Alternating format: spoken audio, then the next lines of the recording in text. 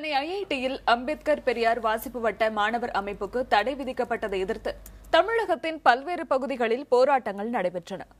கருத்துரிமைக்காக நடைபெறும் இதுபோன்ற போராட்டங்களில் அரசியல் எல்லை கடந்து அனைவரும் பங்கேற்க வேண்டும் என சமூக ஆர்வலர்கள் கோரிக்கை விடுத்துள்ளனர். மாணவ அமைப்பு மீதான தடையை எதிர்த்து சென்னை ஐஐடி வளாகம் எதிரே மக்கள் கலை இலக்கிய கழகத்தினர் மற்றும் புரட்சிகர இளைஞர் மாணவர் முன்னணியினர் சாலை மறியலில் ஈடுபட்டனர். போலீசார் அவர்களை அப்புறப்படுத்த முயன்றபோது இருதரப்பினருக்கும் இடையே தள்ளுமுள்ளு ஏற்பட்டது. திருச்சி அரசு சட்டக்கல்லூரி முன்பு ஆர்ப்பாட்டம் நடத்திய மாணவர்கள் மீது வழக்கு பதிவு செய்யப்பட்டுள்ளது.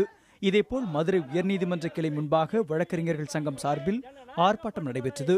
கும்பகோணம், கரூர், திருவாரூர், திருப்பூர் உள்ளிட்ட இடங்களிலும் மாணவர்கள் மற்றும் பல்வேறு அமைப்பினர் ஆர்ப்பாட்டத்தில் ஈடுபட்டனர். ஆக பெரும்பான்மை மக்களுக்கான அறிவியல் பூர்வமான கருத்துக்களை பரப்புகின்ற இந்த சங்கத்தை தடை செய்திருப்பது என்பது அறிவியல் மீது காட்டுமிராண்டிகள் நடத்தியிருக்கிற பிற்போக்கு காட்டுமிராண்டிகள் நடத்தியிருக்கிற தாக்குதல். இந்த தாக்குதலை நாங்கள் மிக வன்மையாக கண்டிக்கிறோம். கருத்துரிமையை காக்க வலியுறுத்தி சென்னையில் நடைபெற்ற கருத்தரங்கில் அரசியல், சமூகம் போன்ற எல்லைகளை கடந்து அனைவரும் இணைந்து செயல்பட வேண்டும் என முடிவெடுக்கப்பட்டது. கல்வி கூடங்களில் கருத்து சுதந்திரம் இருக்க வேண்டும், பேச்சு சுதந்திரம் இருக்க வேண்டும், எந்த கருத்தை வேணாலும் கேட்கலாம்.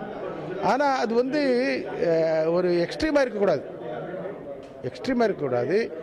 நார்மல் இன்டெலெக்சுவல் இன்டராக்ஷன் எல்லா சப்ஜெக்ட்லையும் இருக்கணும். ஏன்னா அவங்க பாடத்தை மாத்திரம் படிச்ச போதாது.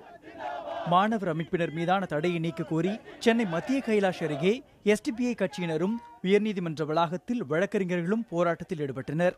இதனிடையே ஐஐடி தற்காலிக இயக்குநருடன் பேச்சுவார்த்தை நடத்திய அம்பேத்கர் பெரியார் வாசிப்பு ஓட்ட மாணவர்கள் அமைப்பு மீதான தடையை நீக்க வேண்டும், தடை விதித்ததற்காக ஐஐடி டீன் மன்னிப்பு கோர வேண்டும் போன்ற கோரிக்கைகளை வலியுறுத்தினர்.